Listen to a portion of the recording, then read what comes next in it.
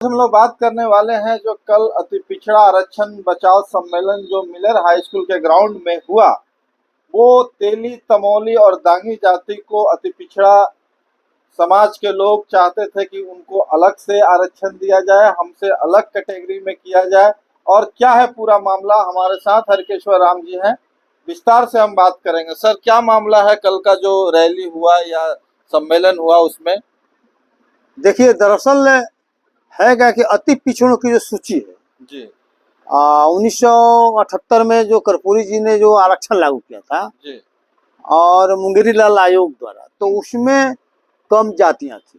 जी अति पिछड़े मतलब जो काम करने वाले थी, जो समझिए कि साल भर काम करती थी जातियां, हाँ। वो कैटेगरी में थी। अच्छा। एक बार उनको मजदूरी मिलता था, सालाना मजदूर कह लीजिए। अच्छा तो वही लोग उसमें था। अच्छा।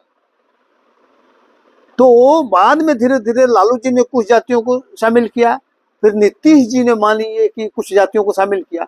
और इधर विगत दिनों में क्या हुआ कि नीतीश कुमार ने 3 जातियों, मोस्टली तेली, तमोली और डांगी को और अति पिछड़ा में शामिल कर दिया।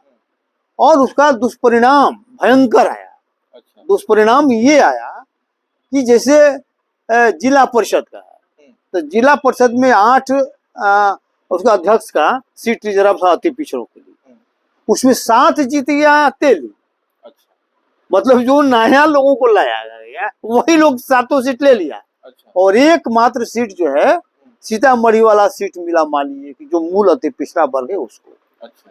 उसी तरह से नगर निगम में 3 सीट था, तीनों इन लोगों ने ले लिया। अच्छा। और उसके चलते जो आक्रोश था, क्योंकि ये आक्रोश बहुत दिनों से, एक दिन का ये बात नहीं है, हमको लगता है जब से नीतीश कुमार ने वैसा किया है उसी के बाद से वो आक्रोश उभरा है। ये मामला सुप्रीम कोर्ट में भी है। तो सुप्रीम कोर्ट में जिससे उसका प्रमुख नेता किशोरी दास जी हैं, वो लड़ रहे हैं। एक अलग है ये जो अभी जो चंद्रवंशी जी जो हैं, कौन चंद्रवंशी, रामबली सिंह चंद्रवंशी, इन्होंने भी मान लीजिए केस कर रखा है। तो मामला वहां भी चल रहा है। इस बीच जो है ना, अभी तक आप देखे होइएगा कि अति पिछड़ों के नाम पर कोई रैली नहीं हुआ। नहीं, जाति के नाम पर उनका रैली होते रहा जी। और अति पिछड़ा के नाम पर पार्टियों के प्रकोष्ठों का होते रहा कार्यक्रम। अच्छा। लेकिन सेल्फ अपने पर अति पिछड़ों का कोई रैली नहीं हुआ, कोई कार्यक्रम नहीं हुआ, कोई सम्मेलन नहीं हुआ। ये पहली बार की घटना है कि अति पिछड़ों का अलग से अपने बल पर, बिना किसी पार्टी से अलग हट के, सामाजिक आधार पर एक इश्यू पर आधारित, एजेंडा पर आधारित सम्मेलन हुआ। और इसमें चंद्रवंशी जी जो थे, रामबली सिंह जी, का बहुत बड़ा रोल था। इन्होंने 1-2 महीना से लगातार लगे हुए थे। और इसके पहले कर्पूरी ग्राम से पद यात्रा उन्होंने शुरू किया था और आगे कल यहाँ समाप्त हुआ और ये हुआ। तो यहाँ तो एक चीज जो देखने को मिला, आप भी गए थे, हम भी देखे, वहां गजब का अति पिछड़ों में हुजूम था। और नीतीश और लालू के प्रति मतलब समझिए कि बहुत गुस्सा था। अभी तक तो माना जाता था कि अति पिछड़ा जो है नीतीश कुमार के वोटर्स हैं, नीतीश कुमार को चाहने वाले लोग हैं। लेकिन कल का जो सम्मेलन हुआ वो स्पष्ट कर दिया कि ये सबसे अधिक अगर किसी से नाराज है अति पिछड़ा वर्ग, तो वो नीतीश कुमार से। इसका वजह मान लें कि साफ साफ ये देखने को ये मिला। सर, एक तो वजह है कि जो तेली समाज का जो है, हाँ, वो अति पिछड़ों के आरक्षण का जो दायरा है उसमें सबसे एक नंबर पे या ज्यादा से ज्यादा हावी है। हाँ, संपन्न है, ज्यादा मजबूत है। तो इसलिए सब हिस्सा अधिकतर ले जा रहा हूँ। लेकिन तमोली और दांगी का क्यों? उनका भी वही स्थिति है। उनका भी है, खाली तेली एक जाति का नहीं, तीनों का है। अच्छा। तीनों के मिलाने के बाद मान लें की स्थिति ये गड़बड़ हुआ है। अच्छा, तो क्या सरकार इस जो अभी हुआ रैली या सम्मेलन, पद यात्रा, क्या सरकार नीतीश कुमार जी को क्या ठोस निर्णय लेना चाहिए? देखिए, अभी क्या हुआ कि रामबली सिंह चंद्रवंशी एमएलसी हैं राजद के। अच्छा। सुनने को मिला कि राजद वालों ने इन पर दबाव बनाया कि आप रैली मत करिए। अच्छा। आप रैली मत करिए, सम्मेलन मत करिए। हाँ। ये हमारा सरकार के खिलाफ चला जाएगा। अच्छा। इन्होंने कहा कि क्योंकि ये मेरे समाज की बात है, हाँ। ये पार्टी की बात नहीं है, इसलिए हम रैली हर हाल में करेंगे। और उन्होंने रैली किया और उसकी अपार सफलता भी मिली। ठीक है, सफलता काफी लोगों ने उनको एज ए लीडर के रूप में एक्सेप्ट भी कर लिया अति पिछड़ा वर्ग के लोगों ने, ठीक है।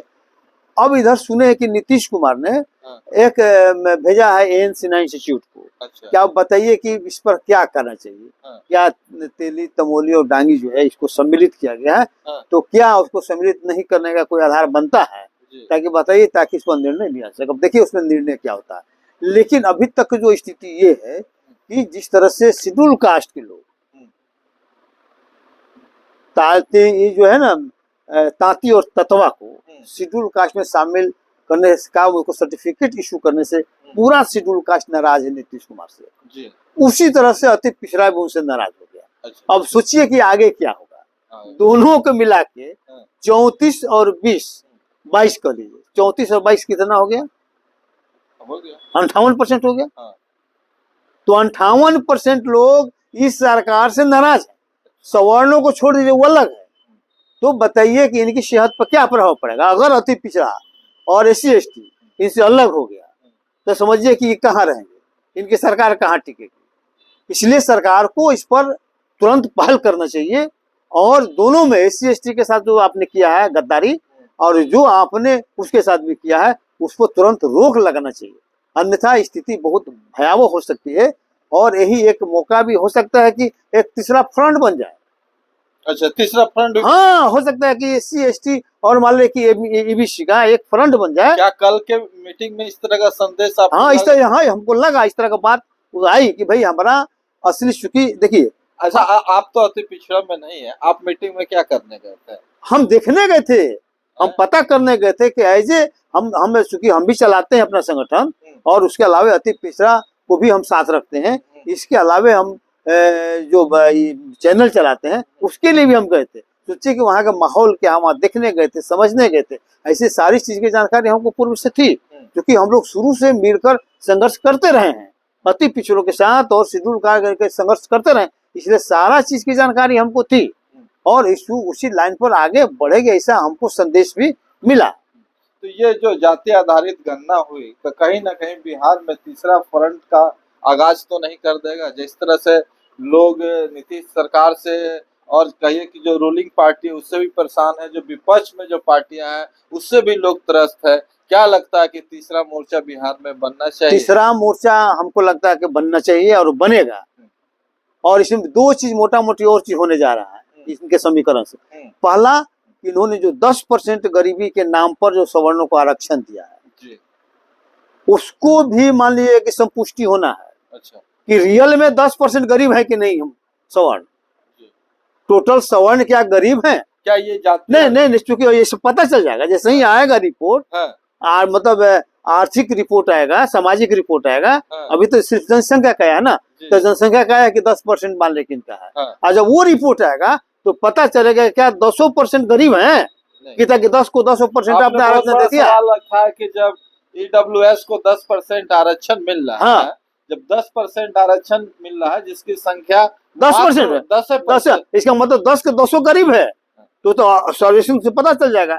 जैसे आर्थिक सर्वेक्षण का रिपोर्ट आएगा कि किसके पास कितना जमीन है तो पता चल जाएगा। जमीन की बात है तो जमीन तो आप सब लोग जानता है, पहले भी जानता नहीं, अभी भी आया है, अभी आया हल्का फुल्का। ये 78% जमीन जो है नीत 4 लोगों के पास है। तो कहाँ से गरीब हो गए भाई? नहीं, तो सरकार क्या मान रही है कि जिनके पास ज्यादा जमीन है वो गरीब है?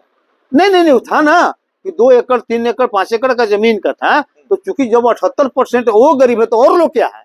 नहीं, वही बात बता रहे हैं। तो इसीलिए 10% के 200% गरीब है क्या?